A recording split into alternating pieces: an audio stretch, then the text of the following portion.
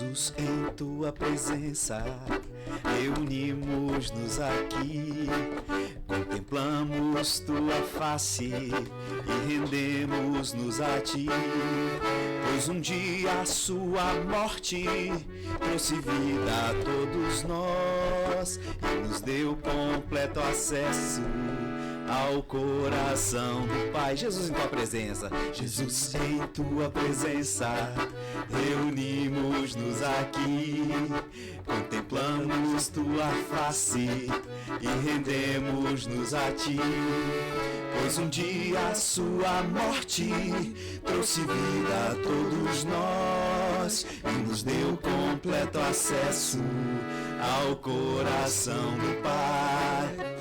E o véu que separava já não separa mais. A luz que outrora apagada agora brilha e cada dia brilha mais.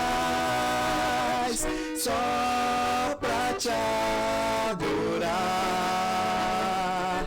e fazer teu nome grande e te dar o louvor que é devido. Estamos nós aqui, estamos nós aqui, estamos nós aqui. Amém. Glória a Deus. Estamos na presença do Senhor. Amém. Glória ao nome dele. Seja muito bem-vindo a mais um episódio Petra Talk Adoração. E hoje com o nosso amado irmão Emanuel. Olá. Emanuel de que mesmo? Teixeira. Emanuel Teixeira. Seja muito bem-vindo, meu irmão. E olha que alegria hoje com um instrumento diferente do nosso dia a dia, né? Aqui, pelo menos no Sudeste. Temos uma sanfona entre nós, esse instrumento maravilhoso. E que prazer, meu irmão, te receber aqui, poder ouvir um pouco da tua história, do que Deus tem feito. Seja muito bem-vindo. Deus te abençoe. Obrigado. Fale um pouco para nós aí, quem é o Emanuel Teixeira, o irmão Emanuel Teixeira? Em primeiro lugar, muito obrigado, Ju. Obrigado, Abraão, pelo convite, pelo acolhimento. Emanuel Teixeira. Olha, aqui no Rio, talvez seja um nome muito desconhecido. E talvez até o meu apelido não seja tão conhecido, mas entre os mais próximos, Manuca. E eles me chamam de Manuca mesmo, Emanuel. Na Bahia a gente fala Emanuel, Manuca. Olha, o Emanuel é um baiano que mora no Rio há 14 anos, aproximadamente, e veio junto da sua esposa, Amanda, que não se chama Teixeira, se chama Abreu, e juntos construímos uma família com a chegada do Daniel e do Felipe. Daniel, 7 anos, e Felipe, 4 anos. Estamos aí. Servindo ao Senhor. Que bênção, meu irmão. E como foi essa vida lá na Bahia? Você morava em qual cidade da Bahia? Eu morei em algumas cidades na Bahia. Em Bahia. algumas cidades. E a mais marcante foi uma cidade chamada Xorroxó. Não é a minha cidade de origem, não é a cidade onde eu nasci, onde os meus familiares residem até hoje. Porém, foi um lugar onde eu fui muito amado, e até hoje eu me sinto assim. E foi onde eu passei boa parte da minha infância. Sim. Eu acredito que por conta disso eu trago muito afeto desse lugar. Eu sou natural de Euclides da Cunha. Essa cidade eu já ouvi falar. Já ouviu falar. Na verdade, Euclides da Cunha, esse nome se refere a um escritor, um jornalista, natural de Cantagalo, RJ. Ele documentou a Guerra de Canudos e escreveu Os Sertões. Minha cidade é uma homenagem a esse escritor. De fato, a minha cidade participou da Guerra de Canudos. Na verdade, minha cidade era a cidade onde houve a guerra. E geograficamente depois houveram outros arranjos. Cidade de Canudos hoje é uma cidade e Euclides da Cunha também uma cidade emancipada. Em homenagem a esse escritor. A escritor. Né? Que legal. E a sua família já era uma família cristã? Essa primeira infância ali, você disse que tem muita memória desse tempo, mas você já estava num ambiente cristão desde sempre? Como é que foi isso? Desde o meu nascimento, sim. Que legal. Meu pai já tinha se decidido por Cristo, minha mãe também. E eu costumo dizer que eles sempre foram missionários. Que legal. Mas eles não sabiam. E eu nem sei se até hoje eles têm essa noção. Mas desde muito cedo, meus pais nos abençoaram nesse discipulado, de semear o evangelho, tanto na minha vida quanto na vida da minha irmã. Somos filhos de uma família cristã. Graças a Deus. Que bênção, que bênção. E você falou que eles sempre tiveram essa postura missional sem nem perceber que eram missionários, né?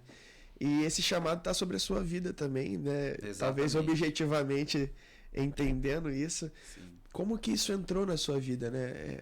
Tanto o encontro com Jesus, porque tem essa distância às vezes entre a fé dos pais e a fé dos filhos, né? Sim. Quando que Cristo se tornou uma realidade na sua vida e como que ele te chamou para essa obra missionária? É um processo que perpassa os anos. Claro que a gente vivencia experiências bem marcantes.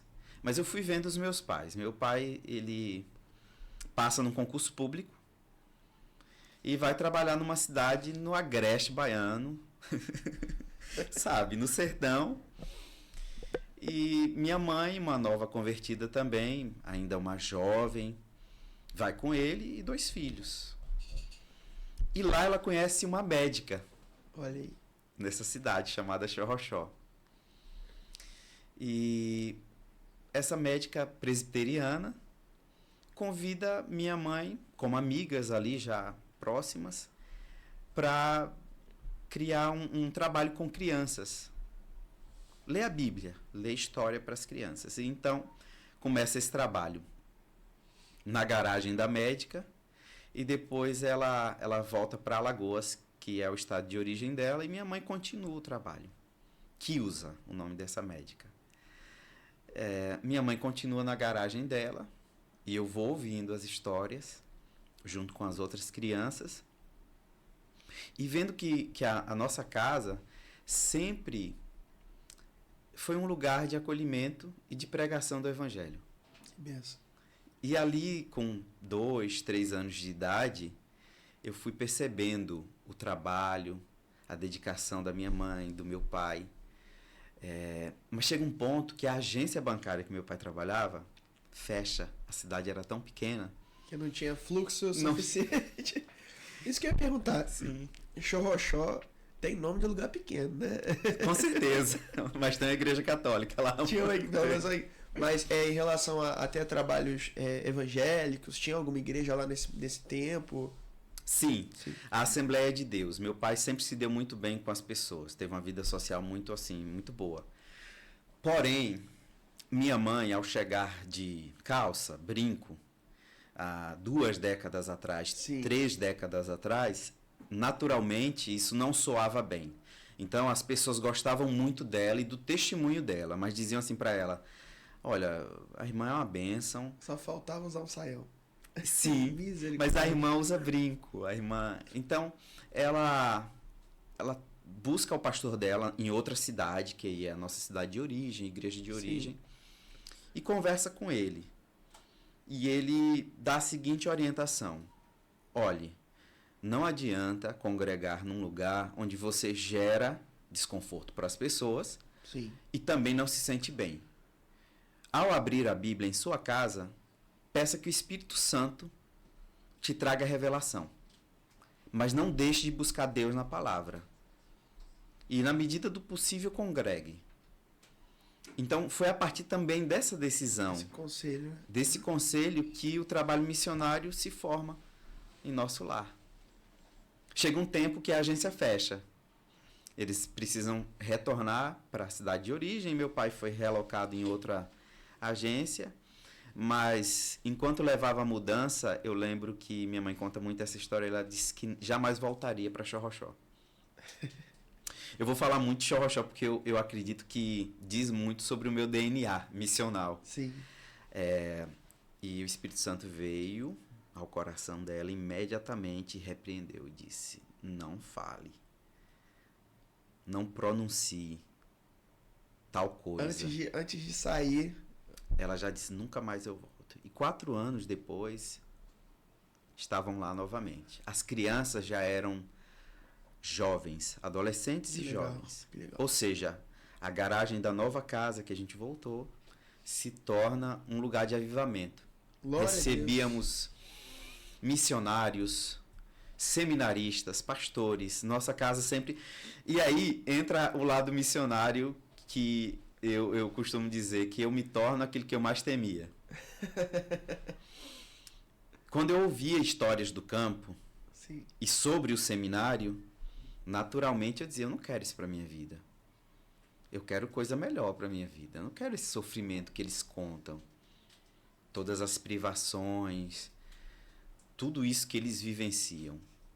Então, desde os meus 12 anos, quando a consciência e essa percepção crítica chega, eu começo a dizer: não, pastoreio, missões, isso não é bom. Isso num coração infantil. E naquele contexto também, vendo Exato. o desafio que eles viviam lá. Sim. Meu Deus. E aí, como que esse temor se transformou em... Emissão? Eu não percebi. A música chegou para mim aos 14 anos. E na Bahia nós não temos centros de formação musical. E na época que eu completei os meus 17 anos, eu fiquei sabendo que no seminário eles estavam oferecendo um curso de música sacra. Oh, que legal. Meu pastor na época me orientou, me encorajou, me levou lá no seminário e disse: olha, você vai vivenciar experiências fantásticas aqui nesse lugar. Conversa com seus pais. E no meu íntimo eu dizia: eu quero música. Eu vou vir aqui aprender música, que bom. Que eu não tenho que estudar teologia, que bom que eu vou ser missionário. Exatamente. Enfim, aos 18 anos, no dia 18 de fevereiro, quando eu completava os meus 18 anos, eu estava lá. Eu esperava, Abraão, que nesse dia minha mãe fosse dizer assim pra mim: não, filho, fica aqui em casa com a gente hoje, é o seu aniversário. Fica aqui com a gente, fica com seu pai, fica comigo. Não. Ela, muito cedo, já no dia, ela disse: arrumou a mala? É o seu primeiro dia de aula. É o dia de aula magna. Eu falei: arrumei. Mas naquela esperança ainda de haver uma mudança ali. Não, mas ela tá com a mala pronta. Eu falei: sim. Ela, sua tia tá indo para Salvador, Feira de Santana é meio do caminho, então ela vai te deixar lá no seminário. Tá aqui R$50. Boa semana para você. E parabéns. Aí, parabéns. E aos 18 anos, no dia exato que eu completei os 18 anos, eu tenho essa grata lembrança dessa experiência que Deus me proporcionou. Foi algo que realmente modificou a minha vida. E as aulas de teologia já eram as aulas que eu mais amava. Antigo Testamento, com o pastor Ágabo, eram coisas assim maravilhosas. Sempre foi uma experiência muito boa estudar a Bíblia lá no seminário. E dia após dia ali, a mente foi sendo moldada, transformada. Você falou que a sanfona entrou na sua vida com 14 anos, né? Não, teclado. Teclado foi o primeiro instrumento. Hino do cantor cristão e música americana. Olha aí. Sim. Tem alguma música dessa época ali de Xorroxó e depois o início do seminário dessa época da sua vida aí que te marcou? Não era na sanfona, era no teclado, né? Então, mas a sanfona já me rondava. Já te rondava, sim, né? É porque a sanfona já é uma fase da minha vida. Rio de Janeiro. Ah, é? É. Olha só. o Rio me encorajou a estudar o instrumento e gostar dele. E de olhar para o acordeão como um instrumento de proclamação da palavra fora do Nordeste. Tem uma música que eu gosto muito de cantar, uma parte dela é em português e a outra em nordestinês. Opa, a sanfona tá fechada. Agora chegou.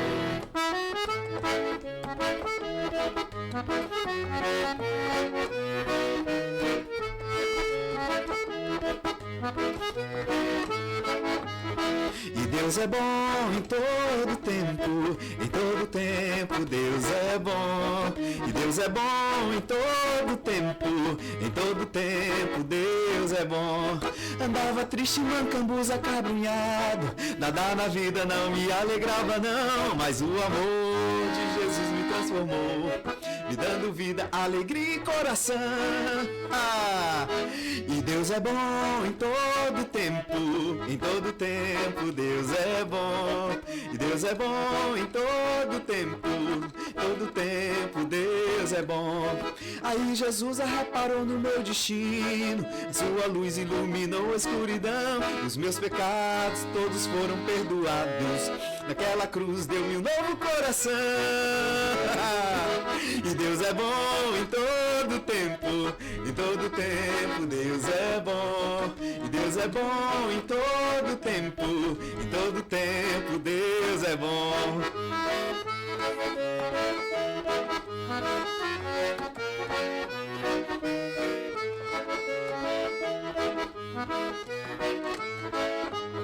E Deus é bom em todo tempo Deus é bom. E Deus é bom em todo tempo Deus é bom.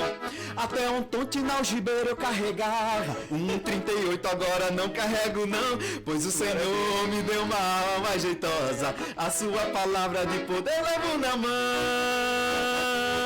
E Deus é bom em todo tempo Deus é bom. E Deus é bom em todo tempo Deus é bom. Eita, que testemunho.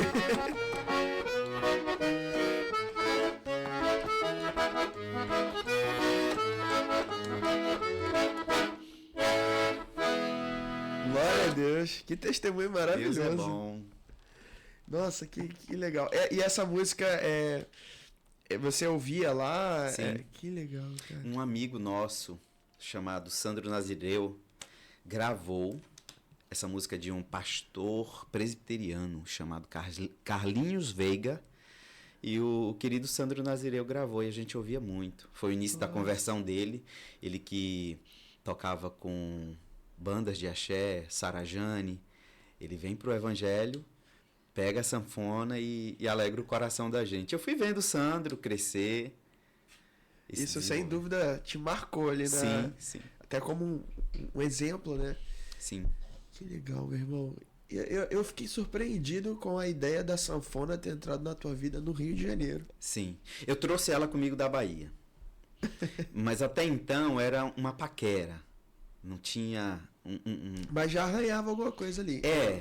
Mas muito tecladista tocando um instrumento de fole. Ela tem uma linguagem que reivindica de você uma compreensão musical diferente. E até hoje eu tenho buscado isso. Eu tenho buscado ouvir nossas referências nordestinas. Claro que eu não deixo de ouvir música europeia, que tem o instrumento. Mas, assim, tudo isso passa por uma construção. A gente primeiro desconstrói uma ideia que a gente tem sobre teclas. Sim. Porque isso aqui é um instrumento de sopro, de palheta. Ou seja, toda a expressão é gerada de outra forma. Então, para quem é pianista, tecladista, precisa ressignificar a forma que enxerga o instrumento. E aí, vindo para o Rio, eu tive mais tempo, porque eu fiquei 7 anos morando em Rio das Ostras e nós trabalhamos plantando igreja juntamente com um pastor que nos convidou. E lá eu tinha essa disponibilidade de tempo e todo um fomento As pessoas que estavam em volta apreciavam o instrumento. Sim. E me encorajavam. Ah, vamos fazer, vamos tocar. Preciso de um sanfoneiro. Eu dizia, meu Deus, então eu preciso me tornar um. E eu tenho buscado Eis-me isso. aqui, Eis-me aqui. E em que contexto vem? Eu sei que a gente saiu de Xorroxó, Sim. e estamos já no Rio de Janeiro, né? Dentro da história, mas em que contexto acontece essa sua vinda para o Rio, né? Nesse meio de caminho você se casou, Sim. Conheceu sua esposa e tudo mais, constituiu família, e aí vem essa vinda para o Rio, mas por que o Rio, né? A gente sempre pensa do sertão, né? Sobre o Agreste como alvo missionário, e a gente Sim. vem um nordestino sertanejo vindo para o Rio, contexto missionário. Na entrevista de casamento, eu sempre perguntava para minha esposa sobre isso. Porque eu sempre me via num contexto nordestino. Então eu perguntava, olha, Amanda, se Deus porventura nos mandar para Xorroxó, se o Senhor nos mandar, por exemplo, para Canudos, que era o chão que eu transitava, e que eu vejo que é um campo missionário necessitado de trabalhadores. E daí, nessa minha vida de seminário, eu conheço Fabrício, que até então é o pastor na Segunda Igreja Batista em Valença, Bahia. Ele, como meu colega de internato, me convida para conhecer a igreja que ele liderava a juventude. E eu não sabia que era um teste. Logo depois dessa aparição por lá, foi feito um convite. Nessa fase eu já estava finalizando o seminário. E eu tive a oportunidade de conhecer nessa fase alguém que marcou a minha vida e tem marcado muito, que é o pastor Júlio. Pastor Júlio César. Ele é natural de Belfor Roxo. Olha aí. Eis o link. Então, e eu tive a oportunidade de caminhar com o pastor Júlio, ainda como pastor daquela igreja em Valença, durante 10 meses. Eu me mudei para Valença, assumi o Ministério de Música como ministro de música. E nesses 10 meses, eu morava aos finais de semana na residência do pastor Júlio, com a irmã Luciene, que eu considero assim uma mãe para mim, apesar da pouca idade dela. E nesse tempo, acredito que nós tivemos um tempo suficiente para nos conhecermos. E ele chega e me dá a notícia, olha, eu estou indo embora, eu vou plantar uma igreja em Rio das Ostras, com alguns amigos lá do Rio, e com 3 anos eu volto. Eu vou voltar para te buscar. É mole. Eu não esqueci, obviamente, mas não achava provável. Não passava nos meus planos me mudar da Bahia. E exatamente com 3 anos, a igreja um pouco mais estruturada, a promessa se cumpre.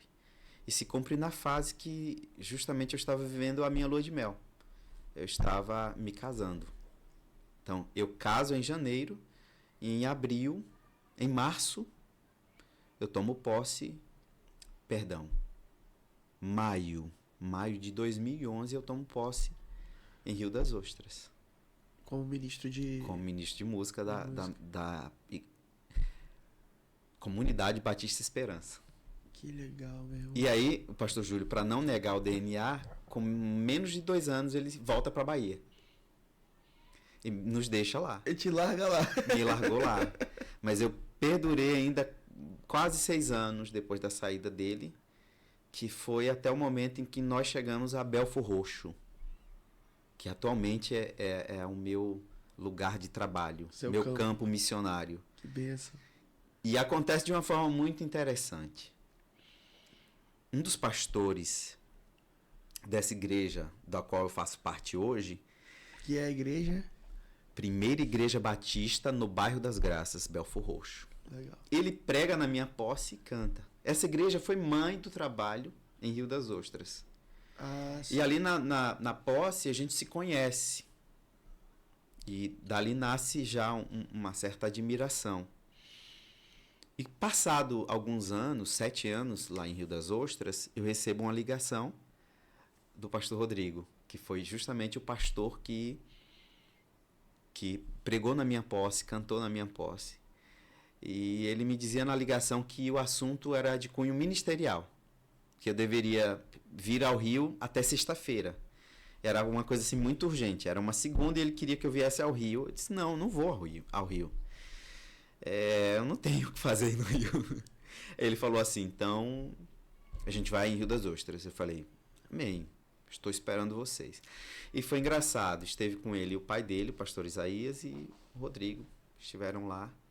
Dali a gente começou uma conversa que gerou muito assombro no meu coração, medo e recuo. Me convidaram, eu vim conhecer a igreja, amei a igreja, foi amor à primeira vista, mas o medo e o pavor que as pessoas que não vivem na capital Sim. criam rouba a oportunidade muitas vezes de perceber coisas. E eu fiquei com muito medo. Eu gostei sim, a experiência na igreja foi muito boa, mas eu volto para casa com minha esposa sem uma resposta, sem uma decisão. Eu sabia que chegou o meu tempo, tinha chegado o meu tempo em Rio das Ostras. Um ano antes eu já tinha sinalizado, inclusive, para o meu pastor, para a minha igreja. Os ciclos se encerram na minha vida sempre assim. Eu não sei para onde eu vou. Ninguém me chamou. Mas eu entendo que chega um tempo, pelo menos na minha lida ministerial, onde eu preciso ir para outro lugar. E é dessa forma, eu não tenho o lugar exato para ir. E essa trajetória se passa dessa forma, Abraão. Eu digo, olha, eu tenho que ir embora. E aí surge o pastor Rodrigo. E eu fiquei neutro na situação. E numa terceira conversa, eu chego na igreja, imaginando aqui em Belfor Roxo, que seria mais uma conversa de persuasão, de dizer, olha, meu irmão, de encorajamento. Sim. Eu chego num domingo à tarde na igreja por volta das 14 horas e eu encontro ali uma multidão de pessoas, que era a liderança toda da igreja, juntamente com os corais, e o pastor manda eu ajoelhar, o pastor Isaías manda eu ajoelhar, ele põe a mão na minha cabeça e diz, tome posse, só que eu tô sem minha esposa. Como é que eu chego agora em Rio das Ostras e você foi pra uma conversa já... e eu volto com a consagração, com óleo já na cabeça. Oh, meu Deus. Eu disse para Deus, olha, Senhor, o Senhor resolve isso. Eu não tenho condição intelectual nem emocional para persuadir o coração da minha esposa sobre isso. Mas nós somos um e o ministério pertence aos dois. Sim. A caminhada não compete só a mim. A decisão não compete só a mim. E já se passaram 7 anos. Esse foi o link. Meu Deus. Tudo decidido, eu recebo a ligação do querido Júlio César.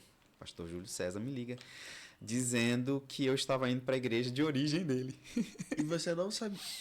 Eu já sabia que era a igreja de origem dele, mas eu achei engraçado. Sim. A volta que a vida deu. E a gente começou a rir. Eu falei, olha... É mole.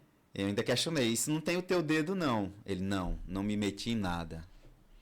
Estou surpreso tanto quanto você. Que engraçado, né? Fez um intercâmbio as duas cidades, né? Sim. Deus mandou você pra cá e mandou ele pra lá. Que bênção, meu irmão. E como foi assim pra sua esposa? Ela recebeu bem tudo isso? Acho que você falou uma palavra interessante. Entrevista de casamento. Se eu não me engano, você usou essa frase. E é algo que às vezes falta hoje em dia, né? Esse diálogo pré-casamento. Sim. Que esclarece as coisas, que dá um norte, que alinha os sonhos, né? E muito corajosa a sua esposa, Amanda, né? Que você falou? Amanda, muito corajosa. Parabéns, Amanda, pela coragem. Já casa, vindo pro Rio e nesse tempo, assim, houve algum momento que aquilo que estava sendo direcionado a você não foi necessariamente aquilo que foi direcionado a ela? Houve algum embate nesse sentido? Não de conflito, de fato, mas de falar, olha, tá estranho isso. Vocês viveram isso? É porque, às vezes, a gente fala pouco sobre isso, mas é uma realidade que muitos casais ministeriais podem viver, né? Vocês passaram por isso em algum momento ou não? Olha, Rio das Ostras foi um paraíso relacional pra gente, né? Nós fomos muito paparicados. É uma outra realidade social. Então, nós temos muitos amigos e ficaram, até hoje são amigos muito queridos. Quando a gente se muda para o Rio, naturalmente as pessoas têm uma rotina muito mais exaustiva do que uma cidade de interior. Sim. Então isso realmente gera um certo estremecimento. Estou abrindo aqui o coração. Poucas pessoas têm conhecimento disso. Nós, graças a Deus, somos abençoados com os nossos amigos hoje em Nova Iguaçu, aqui no Rio, em Belfor Roxo. Deus sempre tem nos presenteado com a vida de pessoas queridas que nos cercam de cuidado também. Sim. De amor, de afeto.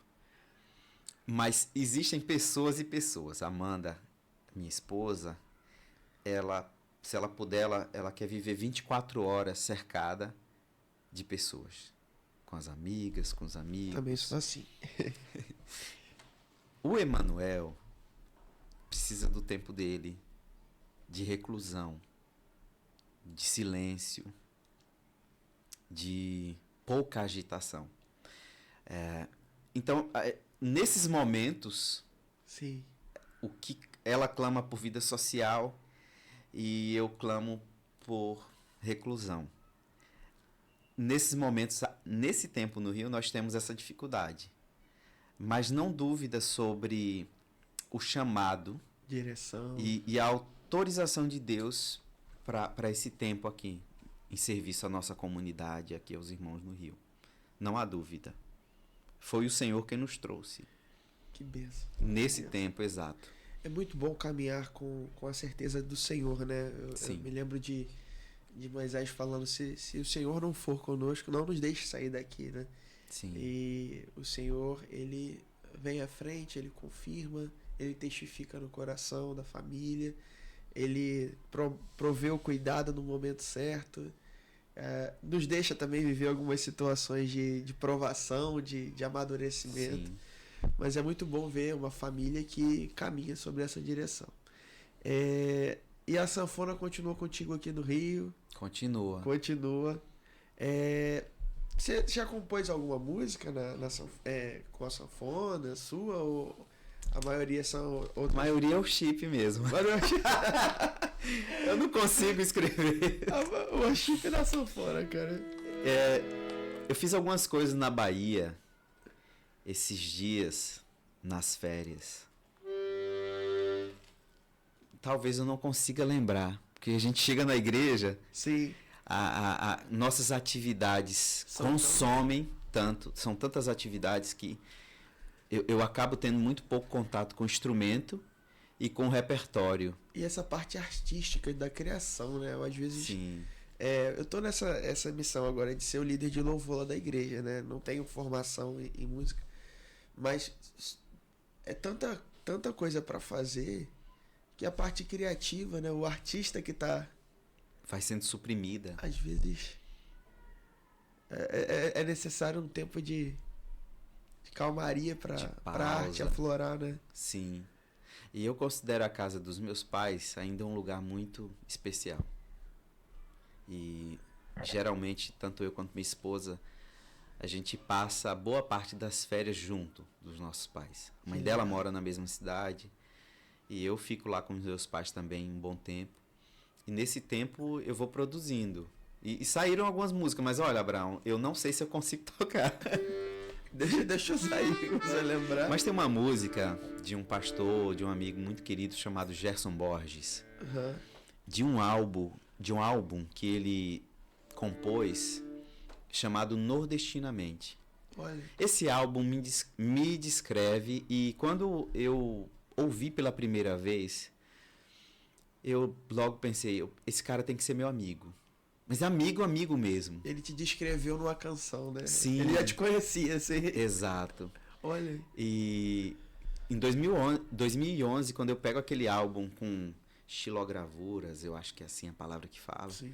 Aquele álbum bem nordestino, aquela capa, ainda comprávamos CDs, né? Uhum. E eu pedi pelo correio. Olha. Que eu acredito que o Gerson não tinha distribuidora. Então eu escrevi para ele pedindo o disco, e ele escreve o endereço ali e me manda o disco. Mas eu amava tanto esse disco que onde eu passava, que eu via, eu ia comprando. Eu via aqui pelo Rio. E por fim eu fiquei sem o disco. Ué? Aí eu contei para ele, olha, eu doei esse disco várias vezes para as pessoas. Presenteei. Eu não tenho mais. Você tem algum ainda? Ele disse, eu tenho talvez um dos últimos aqui. Ele me presenteou com o Nordestinamente. Na verdade, essa canção é inspirada na forma em que as pessoas chegam até São Paulo. O Gerson é pastor no ABC Paulista e ele consegue discernir que a maioria das pessoas que estão na comunidade dele ou são nordestinos, ou filhos, ou netos de nordestino. O Nordeste ainda é uma região muito católica. Sim. Mas o nordestino se muda para o Sudeste. E a partir daí ele constrói uma nova concepção de vida. Se abre, de repente, para visitar uma igreja evangélica e ali receber o evangelho sendo pregado através de um pastor. E ele se vê como esse pastor que diz assim, ó: Que legal. um nordestino não é um destino, é qualificação. De nascimento é um chamamento, uma vocação. Que legal. Pra se cavar da vida, água, o pão da vida e nunca dizer não. E nordestinamente nos vão bater o coração. E nordestinamente nos vão bater o coração. Um nordestino, ainda menino, percebeu rimar a sua sorte e o medo da morte naquele lugar onde fartava a vida, água, o pão da vida, decidiu lutar. E nordestinamente ouvi o velho Lua sanfonar, cantando Juazeiro, asa branca e baião, sonhando o dia inteiro com Rio, São Paulo, adeus sertão, cantando Juazeiro, asa branca e baião, sonhando o dia inteiro com Rio, São Paulo, adeus sertão. Um nordestino deixa o pé de serra e vai se aventurar na fumaceira e outra bagaceira há de enfrentar, quase perdendo a vida, água, o pão da vida vê sumir no mar. E nordestinamente sente uma saudade de matar. E nordestinamente sente uma saudade de matar. Um nordestino ouve um belo hino, uma pregação que toca, inunda, a alma profunda é a conversão. Ao ver que a própria vida, água, o pão da vida é Deus, revelação. E nordestinamente chora aos pés de Cristo a salvação. E nordestinamente chora aos pés de Cristo a salvação. Cantava Juazeiro, asa branca e baião, sonhando o dia inteiro com Rio, São Paulo, adeus sertão. Cantava Juazeiro, asa branca e baião, o dia inteiro com Rio, São Paulo, adeus sertão.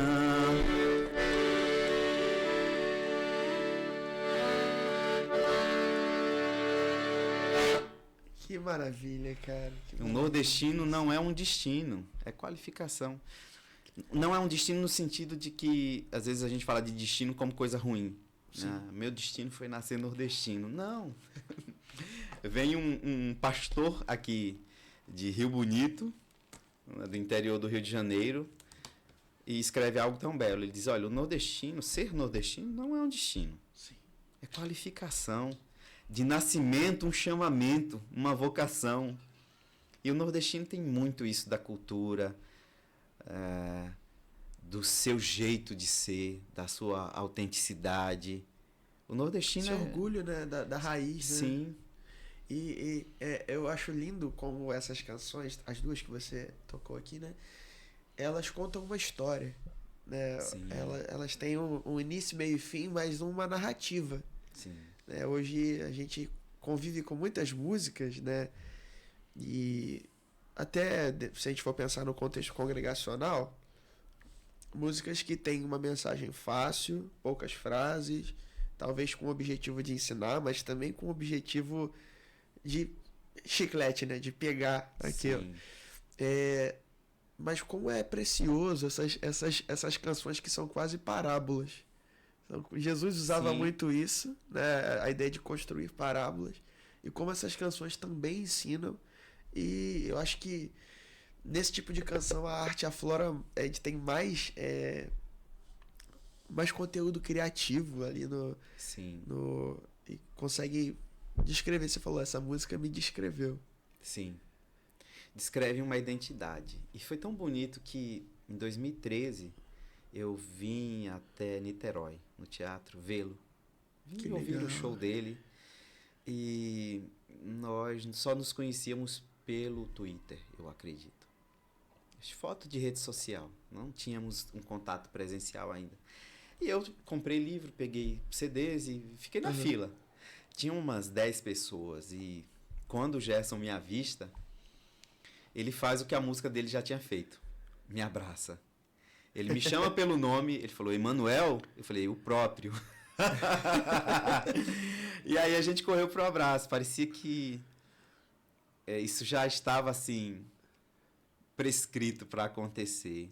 E dali nasce ainda uma relação mais forte com a música dele, com a pessoa dele, a simplicidade, a humildade que ele traz no seu ministério, no jeito de ser. E eu ainda ganho a amizade da Cinha, que é a esposa do Gerson. A gente se fala quase toda semana, a gente troca uma ideia, conversa. Que legal. Tá sempre se comunicando. A música do Gerson me abençoa e para mim hoje constitui a maior referência que eu tenho. Há quem diga que é Luiz Gonzaga. Sim, é uma boa referência. Mas o Gerson, ele consegue juntar a salmódia judaica com a salmódia nordestina e ainda o samba carioca. Olha. Ele consegue unir tanta coisa bonita na música dele. Então, assim, uma alegria ter uma poesia tão bonita para eu cantar. Música de qualidade, Sim. né? E são muitos detalhes. Zabum bateu o coração. Zabum bater o coração. Eu falei, gente, isso é maravilhoso. Eu senti falta de ter trazido, de repente, um triângulo. Sim, A Zabumba não daria, mas seria muito bom se eu tivesse. Triângulo nós temos. Tem aí, olha. Deve estar em algum lugar. Aí eu falei agora, já pensou em me dar esse triângulo, não sai nada, só... Que legal, meu irmão. Pra você, assim, qual é o... Nossa, seria uma pergunta cabeluda, né? Mas assim, pro nordestino que chega aqui, você viveu isso no contexto missional. Sim. Mas os assombros da vida no grande centro e não somente o grande centro, né? Rio de Janeiro, Belford Roxo, né? Nossa. São desafios muito grandes, Sim. né? Mas debaixo dessa direção de Deus, assim, como você descreveria assim essa sensação de chegada do nordestino aqui? Eu sei que são realidades distintas, Sim. motivos diversos, pessoas completamente diferentes, mas a tua experiência, o Emanuel, servo de Deus que chega aqui, como foi isso no teu coração, assim, em termos de sentimento? É bem complexo, mas um sentimento de confiança e de cuidado de Deus para com a minha vida, com a minha família. Eu brinco com o pessoal da igreja que nas minhas 2 mudanças no Rio, o Rio estava sob intervenção militar. Olha aí. Ou seja, eu chego no Belford Roxo, na minha esquina tinha um tanque de guerra. Olha só. E isso acontece no Rio, para quem não é do Rio. Para quem não sabe, então em 2011 estava acontecendo no Rio um fenômeno que eram as instalações das UPPs. Sim. Então a gente acompanhava isso lá na Bahia. Aquelas imagens aéreas ficaram gravadas. Morro do Bumba derretendo, região serrana sendo também destruída, derretendo, sendo devastada. Algumas pessoas próximas dizem assim: vocês vão para o Rio? Sim, nós vamos para o Rio. o Deus que nos guarda aqui agora é o Deus que nos guarda lá, porque a vida pertence a Ele. Nossa vida não é nossa. Eu vivi num lugar, Xó tem suas histórias também, em que ninguém vivia, ninguém sofria a violência, mas nós sofremos. Meu pai foi vítima de sequestro, meu pai acordou com um fuzil no rosto, o carro dele foi alvejado algumas vezes por criminosos, por ele trabalhar numa agência bancária, então ele experimentou coisas assim nesse sentido. E nós que éramos próximos, família, às vezes tínhamos que nos esconder, ficar dias reclusos se houvesse movimento estranho na cidade, porque certamente ali seria já um prenúncio de sequestro, de coisas do tipo. Então eu dizia, olha, eu sofri violência onde ninguém sofria. Então Deus, ele nos guardou lá. E ele vai nos guardar no Rio. E quando aí eu me mudo de Rio das Ostras para Belfor Roxo, uma outra intervenção. Rapaz, ele só se mudou em tempo crítico. Sim, é muito controverso falar sobre intervenção militar e assim, eu falo isso num tom de brincadeira, mas de certa forma aquilo me trazia uma certa calma. Tava chegando com escolta, né?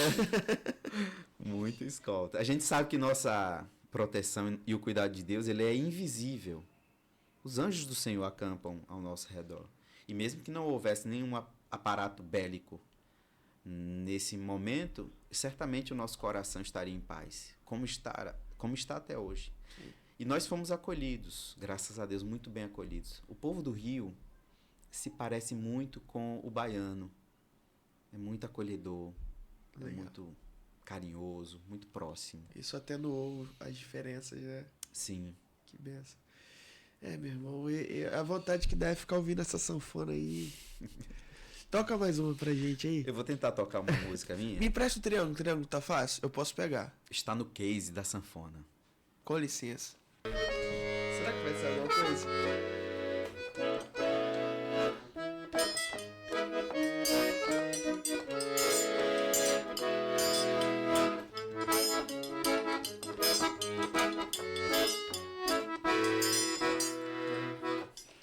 E aí, vamos lá? Vamos tentar. Tá pronto? Pra quem é destro, é melhor segurar com a direita. Tá certinho aí, do jeito que assim? você fez. Isso aí. E aqui a outra. Isso aí. Foi Ou certo. é melhor Pegou com inverso? sabedoria o instrumento. Vamos tentar o inverso. Você é destro? Eu sou destro. Então tá certo agora. Agora tá certo. Isso, mas pegou com sabedoria aí. Vamos lá. Salmo 64, uma melodia que foi escrita exatamente sobre a versão NVI. Ó Deus, Tu és o meu Deus. E só um instantinho, a sanfona estava fechada. Sai no microfone e na... Isso. Ó Deus, Tu és o meu Deus, e eu te busco intensamente. A minha alma tem sede de ti, todo o meu ser anseia por ti. Numa terra exausta, seca e sem água, quero contemplar-te no santuário e avistar o teu poder e tua glória. Senhor, o teu amor é melhor que a vida, por isso os meus lábios te exaltarão. Eu te bendirei enquanto viver, e em teu nome levantarei as minhas mãos. O teu amor é melhor que a vida, por isso os meus lábios te exaltarão. Eu te bendirei enquanto viver, e em teu nome levantarei as minhas mãos. Salmo 64. Que alegria, meu amigo. Tá de parabéns aí, viu? Rapaz, Olha, eu levantei daqui, no mesmo momento eu me arrependi. Eu falei, vou passar vergonha com esse triângulo na mão. gente, ele está pronto para exercer o chamado dele no Nordeste. Vai ganhar a simpatia de muitos A sanfoneiros. minha experiência é ver as pessoas tocando de vez em quando. Foi bem, muito Mas musical. que bênção, meu irmão. E eu estou sendo muito edificado pela sua vida nessa conversa. Eu acho que são tantas coisas que a gente poderia aprofundar, né? Até com relação ao próprio instrumento, né? Qual foi o seu maior desafio com relação à sanfona? A gente falou bastante sobre a parte ministerial, mas assim, a sanfona, você falou sobre ser um instrumento de fole, diferente, sim, mas qual foi a principal adaptação assim, mental que você precisou passar para... Exatamente entender que a sanfona é um instrumento de sopro. Entender essa linguagem, entender que os ornamentos são produzidos de outra forma, diferente de um outro instrumento de tecla. Essa assimilação, ela vem com o tempo, mas para mim custou, eu acho que é o dobro do tempo da maioria. E tem uma outra coisa também, uma curiosidade. Para o nordestino cristão de igreja, não sei como é essa realidade hoje, nessa década, mas eu lembro que na minha adolescência esse instrumento não soava como um instrumento sacro. Sim. Ele trazia em si uma ideia de instrumento profano. O interior do Nordeste se mobiliza de uma forma assim impressionante sobre os festejos de São João. Então, a música sertaneja, a música nordestina, para o nordestino, tem uma característica muito ligada à música popular de rua. Esse também foi um obstáculo para que, possivelmente, eu viesse muito tempo depois entender que esse instrumento pode ser usado para a glória de Deus. Para a glória de Deus. E hoje eu entendo que ele faz parte da minha essência. Eu brinco lá na igreja, o pessoal fala assim, você está indo para onde? Eu falo, vou tocar em algum lugar aí. Mas vai tocar o quê? Eu falei, sanfona, é claro. Você acha que eu vou tocar o chip? Eu não vou sair de casa para... Nada contra o chip. Até porque na nossa igreja, na nossa comunidade, a gente faz. Mas tenta mesclar. Mas eu digo, se for para sair de casa, que seja com minha sanfona. Porque quem vai estar saindo sou eu. O Manuca. Para fazer outra coisa, eu estarei lá. Aí é o Emanuel que vai estar lá.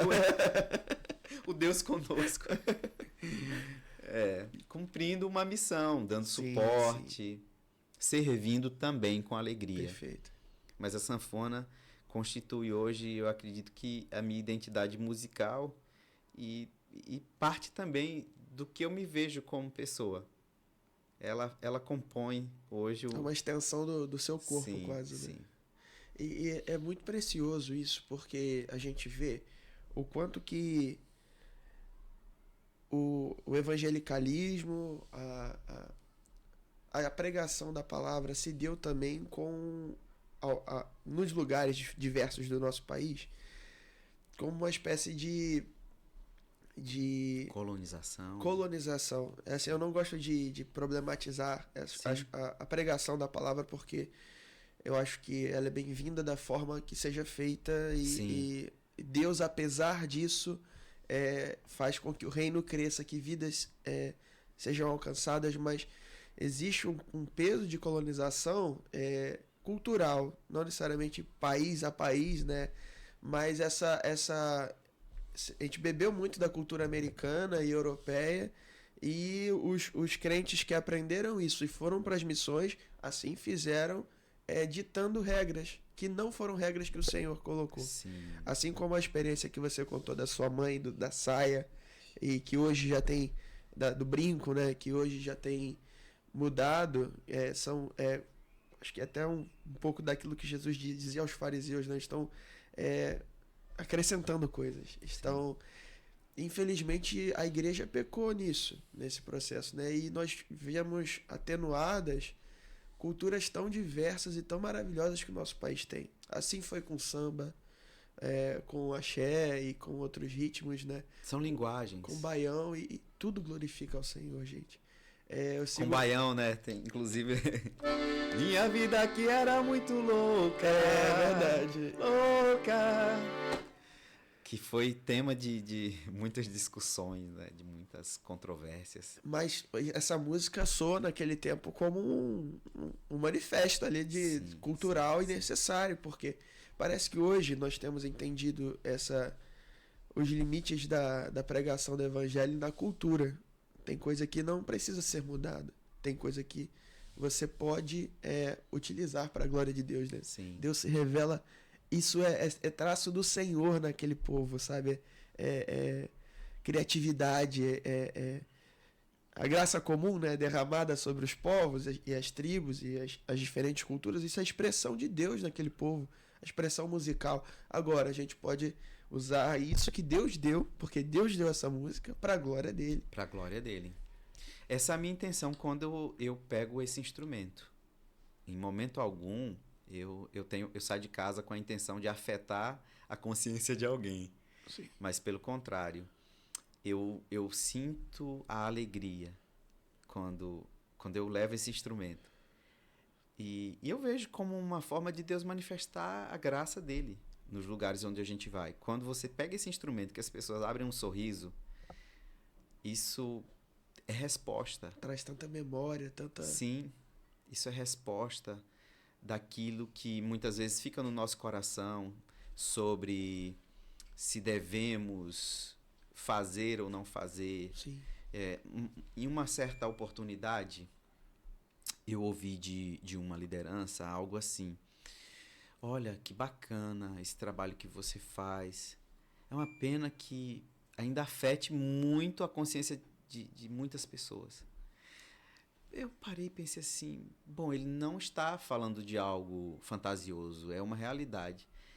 Mas isso me chama a atenção pelo fato de ainda nos prendermos, enquanto igreja, a padrões, a coisas assim que, sabe, são irrelevantes, que não alteram nada na nossa doutrina, nada na nossa fé e na nossa caminhada com o Senhor. Eu cheguei para visitar um amigo e ele me pediu para ficar no domingo. Ele disse assim, fica aqui no domingo, vou montar o teclado e você vai ministrar na minha igreja. Aí eu parei e pensei assim, vou não. Aí ele, como assim? Eu falei, eu vou tocar sanfona. Ele, não, minha igreja é nova, não sei como é que tá o pessoal. Eu usei um texto, calma, não usem um corte, por favor, para dizer, justificar que eu falei uma heresia aqui, mas eu usei o texto em que o Senhor diz a Pedro, mata e come. Peguei a sanfona, liguei, toquei. E eu disse para ele assim, olha, se as pessoas questionarem, te criticarem por causa disso, você fala que é visitante. A experiência foi muito gratificante. A gente conseguiu, claro, colaborar com a celebração naquele domingo, mas no momento de despedida a gente estendeu, eu lembro que a gente estendeu a reunião em mais 1 hora. Meu Deus, só? Em mais 1 hora. Haja repertório, Abraão. E sentindo a alegria, sendo contagiado pela comunidade, a gente foi fazendo o que podia, porque havia um derramar de alegria do Senhor ali naquele lugar. Sim. Ou seja, foi uma quebra de paradigma, talvez na cabeça do pastor amigo que me conhece, caminha comigo, mas que a talvez... comunidade até estava pronta para viver isso. Estava pronta, estava desejosa de experimentar isso. Nossa cultura, a sanfona, ela está arraigada na nossa cultura. Eu digo que o sanfoneiro que nasce no Brasil, ele nasce no melhor lugar para se nascer. Para se desenvolver, né? Do norte ao sul, do nordeste... Verdade. Você tem a sanfona como uma locomotiva cultural. E eu tive uma experiência recente de chegar numa comunidade aqui no Rio e cantar músicas belíssimas, a gente cantando músicas dos ministérios brasileiros, americanos, traduções. E no momento da oportunidade, eu subo com os garotos que me acompanham E aí vai com a banda Sim. para Baião. Zabumba, Triângulo. Gostaria, mas ainda não tenho esse luxo. Seria bom, né? Baixo, bateria, sanfona. Tá bom, já dá tá para ótimo. dar uma ajudada. E a gente sobe combinado alguns cânticos, um determinado repertório. Mas, em uma das ministrações, não sei se foi no ofertório, em alguma palavra que foi dita, eu pensei numa música do Lázaro. Daí desencadeou-se toda uma memória pentecostal que eu não sei de onde veio. E eu olhava para os garotos, por eu não ter cumprido com o repertório combinado, eles estavam felizes. Eu olhava para a igreja, eles estavam felizes. Então, assim, nós tínhamos ali um movimento de sintonia e de muita graça sendo derramada, e eu percebia o quanto a nossa cultura ela é abençoada pelos nossos ritmos e Pela por aqui, diversidade. pela diversidade. E os pentecostais, eles têm ponto nisso. Shirley certeza. Cavalhais, ela traz o forró para dentro Perfeito. da igreja, e a gente percebe que há uma adesão simultânea. Você não tem que explicar muito. Parece que já sai nos poros do povo brasileiro. Essa coisa do ritmo nordestino, do samba. Embora tudo precisa ser colocado em seu devido lugar, Perfeito. de forma coerente e Bíblica, né? bíblica e com muito cuidado, sabe? O samba pode não me afetar, mas de repente, para quem vem de um morro carioca, traz referências e memórias. E eu lembro também de uma história que eu li em um livro sobre Bach, Johann Sebastian Bach. Tocata e Fuga em Ré menor de Johann Sebastian Bach estava sendo executada em uma igreja luterana, e um homem passa em frente a essa igreja. Ele já vinha buscando uma mudança de vida, ele satanista, ele quer romper com o satanismo, e ele entra numa igreja luterana.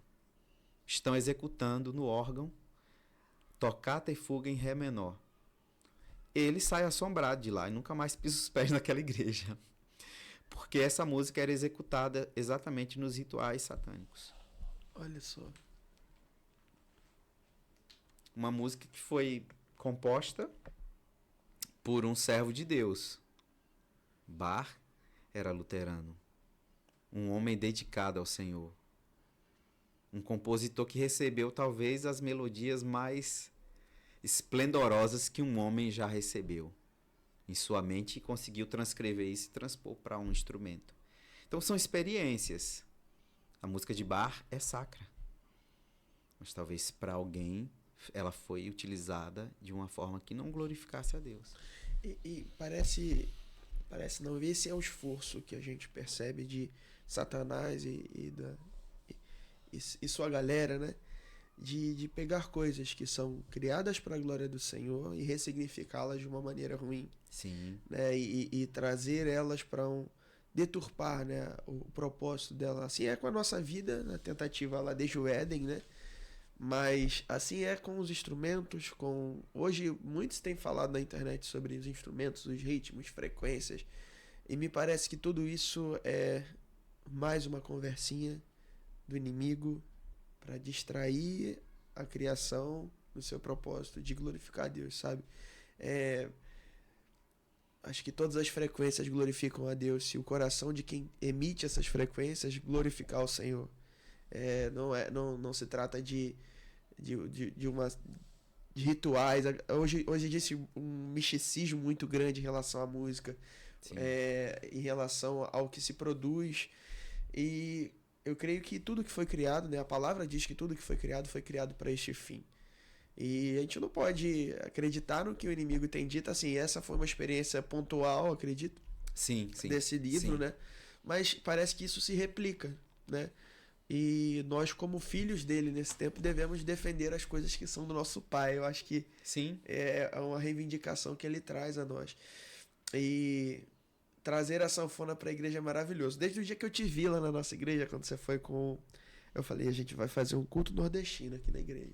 Vamos lá, A gente ainda não marcou, mas esse ano vai rolar. Gostei. Se você é da IBCB, vai ter culto nordestino e vai ter baião de dois na cantina, pelo menos. Porque esse povo quer ser ouvido. Esse povo quer ser também representado. Eu acho que a gente vive numa cidade, pelo menos Rio de Janeiro, onde se a gente pegar a ascendência de pelo menos 40, 50% das pessoas que a gente convive, é de uma ascendência nordestina. E eu posso falar da minha comunidade. A minha comunidade lá, Complexo da Maré, ele, em sua maioria, é de origem nordestina porque foram de trabalhadores que vieram construir a Avenida Brasil. Essa é a história do nosso lugar.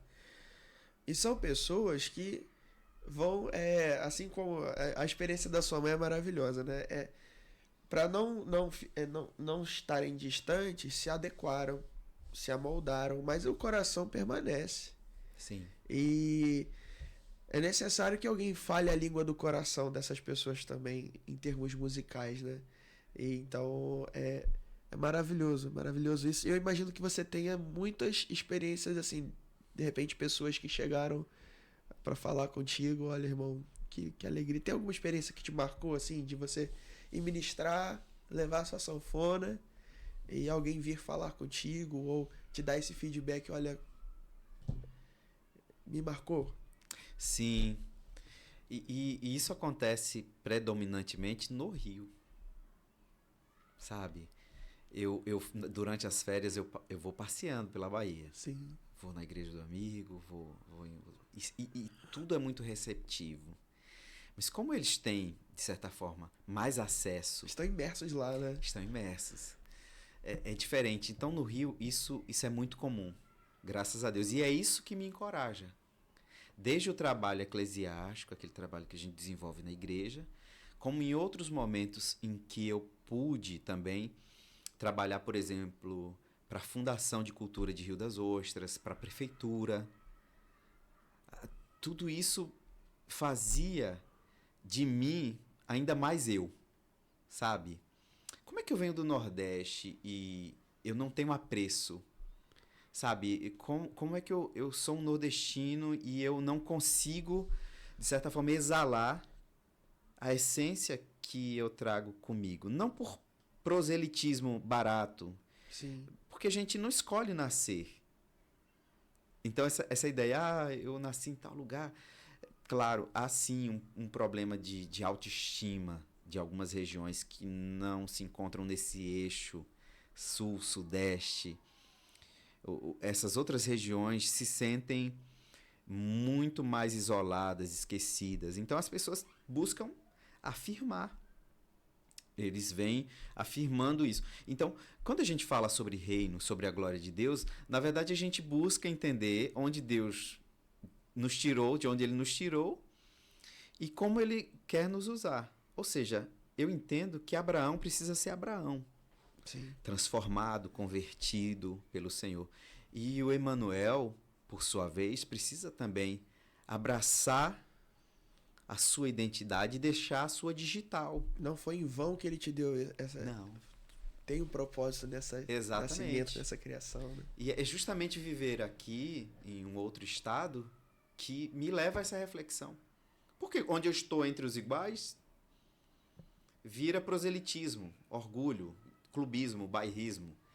Mas no momento em que talvez a gente se vê longe desse contexto, você percebe que você não é igual a todo mundo. Então, você traz uma carga de informações, uma carga cultural, você traz outros elementos que podem ser usados para a glória de Deus. E tudo isso precisa ser convertido para a glória de Deus. A nossa essência. E aí entra, sabe, no campo missionário, nessa área de missões. Eu me recordo que eu fui a um congresso em 2012, no sul da Bahia. Eu era um dos palestrantes. Porém, na abertura do congresso, estava uma pessoa que hoje assim, eu tenho uma admiração enorme, chamada Analzira. A Analzira Nascimento. Ela mesmo. E quando eu ouço aquela mulher falar, eu chamo o organizador do congresso e falo para ele assim: eu não quero mais dar minha oficina. Ainda mais com o tema que eu iria falar. Se hino é bom, bom é cântico novo, o que é que... Sabe? Hino versus cântico, música secular versus música...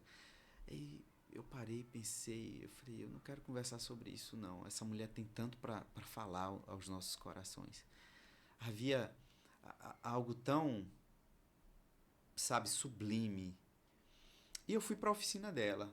E foi muito bom, porque no momento em que eu ouço a missionária, alguns paradigmas se quebram na minha cabeça. Ela fala muito sobre essa questão da cultura, os limites da cultura. Autenticidade. Exatamente. Porque ela sofreu rejeições subsequentes na junta. Ela se apresenta jovenzinha, a porta bate na cara. E aí eu acho que vem uma sequência de 2 ou 3 vezes de porta na cara. E Deus usa a vida de Ana Alzira em Angola durante 17 anos, perpassando uma guerra civil sanguinolenta, do jeito que ela é. Então, ela trouxe para a minha compreensão de mundo e minha compreensão missional algo novo, que tira um peso. Sim. Porque, primeiro, eu não me via como missionário. Apesar de ter contado toda aquela história de ter vivido como missionário a vida inteira sem saber, e eu não me via como um vocacionado, porque na minha compreensão, vocacionado vai para o continente africano, vai para lugares inóspitos, vai vivenciar coisas assim, indizíveis. E no início da conversa, ela pergunta pra gente, qual a tua profissão? Aí um responde, médico. Qual a tua profissão? Professora, enfermeira, músico. Quando eu digo que sou músico, ela nem precisava dizer isso, né? Já tá na cara. Você nasceu para isso. Ou seja, era uma ferramenta muito visível. E nessa época eu já estava com a sanfona. Eu estava com a sanfona e foi muito interessante a nossa interação. A interação que eu tive com a Ana Alzira. Norteou de uma forma muito diferente. Que legal. A minha caminhada e a minha compreensão. A partir dali eu entendi que essa foi uma experiência, como você tinha perguntado, sobre passar por lugares e ouvir coisas. Então, essa fala da Ana Alzira, ela me traz, de certa forma, para dentro de uma convergência daquilo que Deus pode fazer e deseja fazer através da minha vida. Eu volto dali diferente e decidido a abraçar a identidade que o Espírito Santo constrói a partir da minha história. Eu não vim de Marte. A gente não veio do nada. Nós viemos, sim, nós temos uma história, nós tivemos uma família, sabe? Foi bem colocado aqui essa pergunta. Então, a minha família, eu acredito que foi o meu centro de treinamento missional. O meio social gerou um sotaque, tanto verbal quanto musical. Queria falar com o sotaque dos sanfoneiros nordestinos. Falar mais fluente aqui. Tem que treinar muito o nordestinês. Tem que treinar muito o nordestinês. E eu vejo que tudo isso que o Senhor nos proporciona viver traz pra gente um norte. Não pra gente ser proselitista, volto a usar o termo. Dizer, eu tenho orgulho de ser nordestino. Não, olha só, do Senhor é a terra. Onde você pisar o seu pé, foi o teu pai quem te deu. Sabe? Do Senhor é a terra e a sua plenitude. E todos que nela habitam. Então, eu entendo que se o Senhor leva a gente pro continente europeu, é nosso. Sim. Se o Senhor nos leva... leva... Estou em casa. Estou em casa, porque toda a plenitude é do meu pai. Eu digo isso sempre para minha esposa. Eu entro nos lugares como filho de Deus. Eu me reconheço. A nossa identidade está nele. Regionalismos existem. Experiências domésticas, sociais existem. Mas a nossa identidade está firmada no Senhor. Glória a Deus. Glória a Deus. Rapaz, que papo maneiro, cara. Que se deixar, eu nem sei, já tem 1 hora já. E que alegria, meu. A gente vai ter que fazer uma parte 2 aqui, com certeza. Vambora, com zabumba e triângulo. Com zabumba e triângulo, a gente vai fazer uma roda aqui. Meu amigo, que alegria te ouvir. Queria encerrar a nossa conversa com um conselho, seu e com uma música no final. O conselho eu acho que a gente consegue. Será que é Pode ser uma música conhecida, certo. ou uma música mais típica, como as outras que a gente cantou. Mas um conselho, qual conselho você daria para, de repente, um artista ou alguém escolhido pelo Senhor, um servo de Deus que tem esse dom artístico e que possa estar vivendo esse apagamento, seja cultural, por exemplo, como o seu caso, da origem e tudo mais, e está tendo que se adequar, seja um apagamento de autoestima, assim, tá vivendo esse momento. Tem uma frase que as pessoas usam muito: não sufoque o artista. Sim. Eu acho que o artista sufocado, ele... Frase de caneca, de frase almofada. O que você diria para esse servo de Deus que tem a vocação musical e possa estar se sentindo sufocado com relação à cultura ou qualquer outro meio de sufocamento, né? Sim. É muito interessante, Abraão, quando você coloca essa coisa artista. Sim, nós trabalhamos com arte. Não é profanar a nossa classe, o nosso serviço ministerial, se referir com esse termo. Mas, pelo contrário, é delimitar bem e descrever bem. Identidade também. Sim, né? sim. E sobre esse sufocamento artístico, eu entendo que nós temos vivido uma globalização midiática, onde as mídias sociais, a grande mídia, tudo nos leva sempre a reproduzir padrões que são distribuídos em larga escala. Quase industrial, né? Quase industrial. Aquilo deu certo, então eu vou tentar falar com o mesmo sotaque, vestir as mesmas roupas, buscar o mesmo timbre, porque aquele modelo está vendendo, está ganhando mercado. Muitas vezes somos mergulhados, né, nesse contexto social e isso causa um sufocamento na nossa autoestima, na nossa criatividade, porque somos levados a buscar esses padrões que estão sendo bem-sucedidos. Quando, na verdade, sucesso para Deus e para quem serve a Ele vai muitas vezes na contramão de tudo isso. Não que os artistas que têm uma boa distribuição e que são conhecidos, sabe, Brasil afora, não sejam usados por Deus. Sim, a mídia tem um papel em distribuir. Porém, isso pode causar um problema, e tem causado, no sentido de padronizar muito. E hoje nós temos visto a estética dos auditórios nas igrejas sendo padronizadas, a música sendo padronizada. E onde é que estão essas milhares de pessoas que produzem arte, que produzem cânticos, que escrevem? Onde estão essas pessoas? Será que nós entramos numa era onde tudo é mais do mesmo?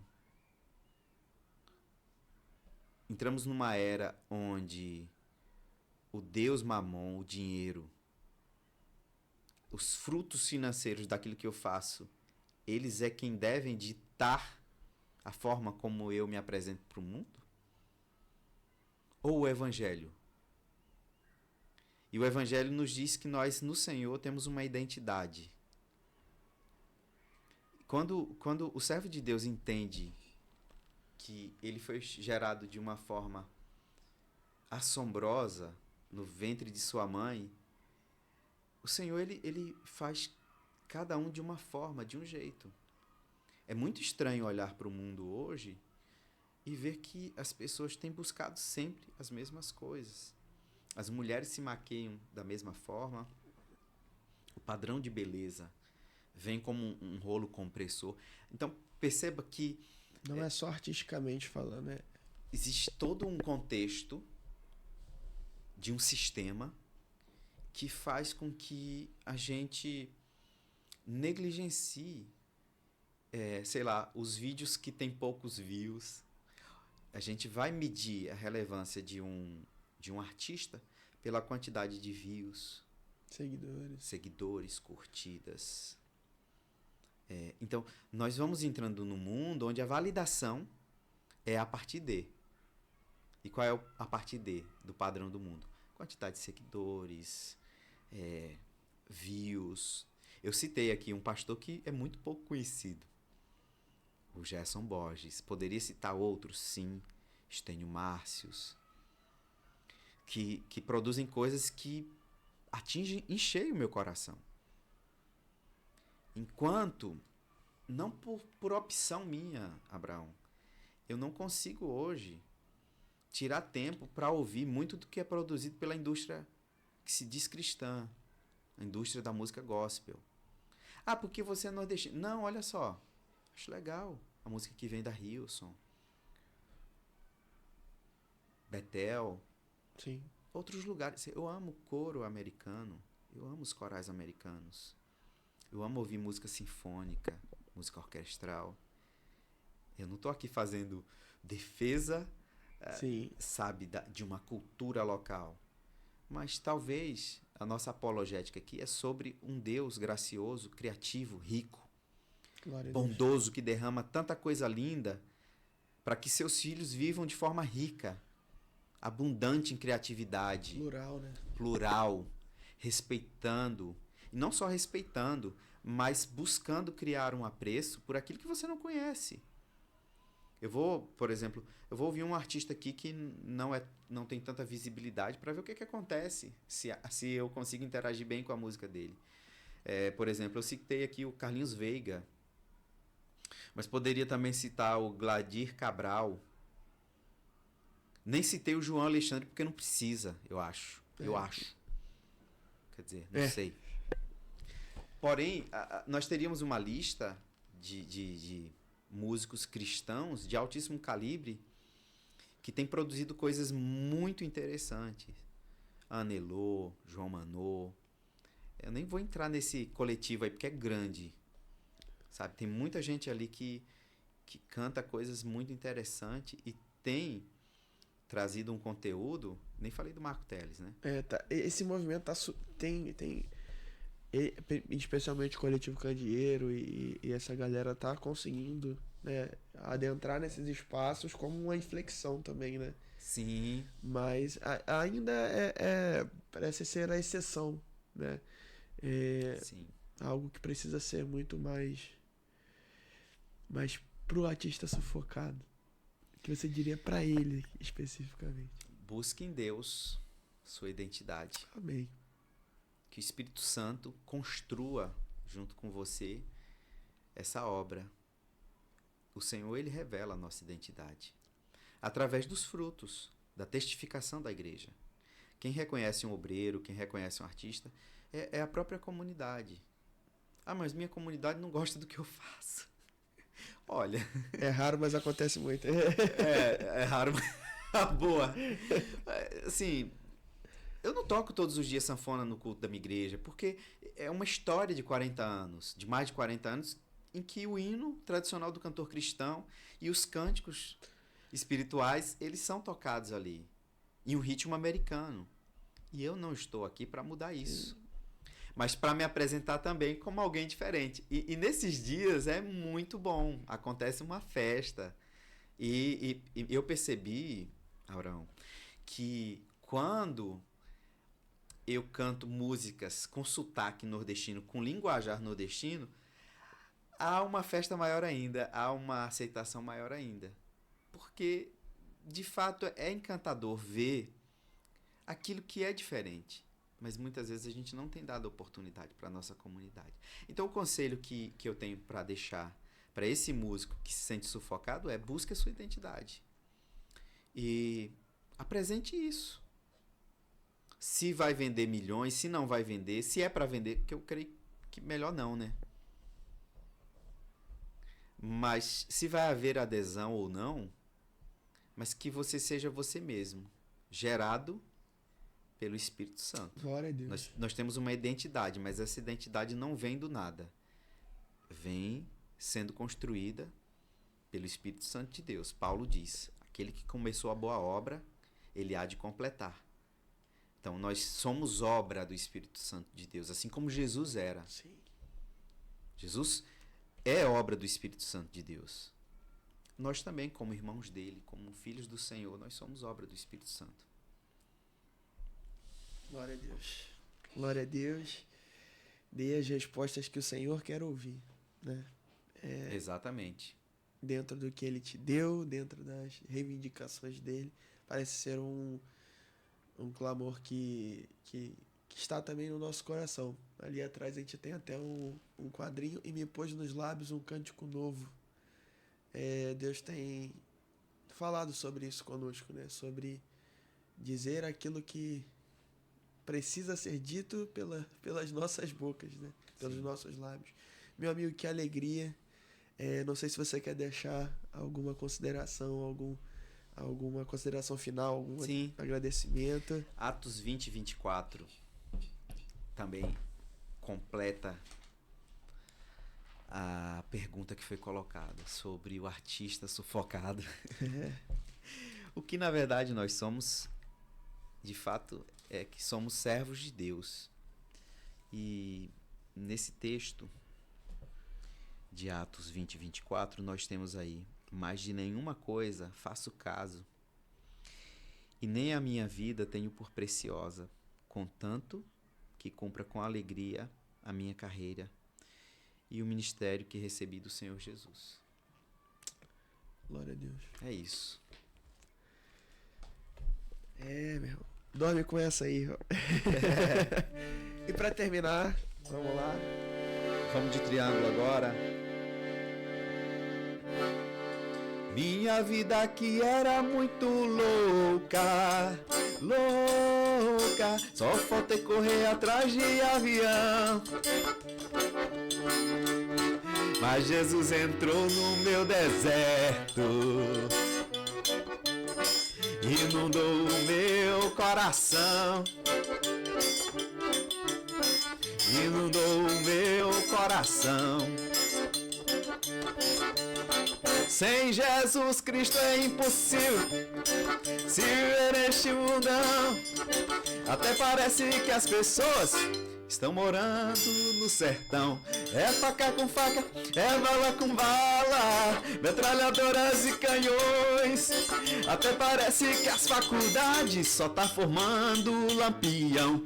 E lampião e lamparina, vela acesa e candeeiro, nunca vai salvar ninguém, ainda se vai gastar dinheiro. E o dinheiro que anda mais curto do que perna de cobra, filosofia de malandro, no bolso ele farta e nunca sobra. E o que tá fartando de amor, tá sobrando iniquidade. Todo mundo se odiando pelas ruas da cidade. Se essas ruas fossem minhas, eu pregava cartaz, eu comprava um spray, escrevia nela todas Jesus, diz only way.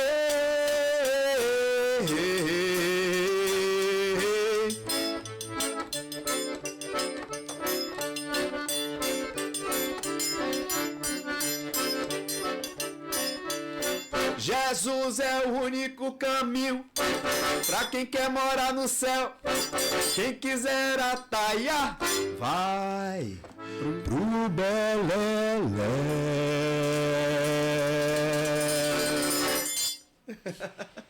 Que alegria, meu amigo. Muito obrigado. Foi um prazer ter você aqui. Obrigado. Muito obrigado a você que está conosco até agora. E olha só, passou o episódio inteiro sem falar.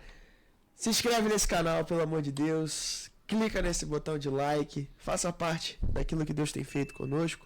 Muito obrigado por nos acompanhar em mais um Petra Talk, adoração. Se inscreva, ative o sininho para saber do próximo. E fique com Deus. Tchau, tchau, pessoal. Tchau. Paz do Senhor.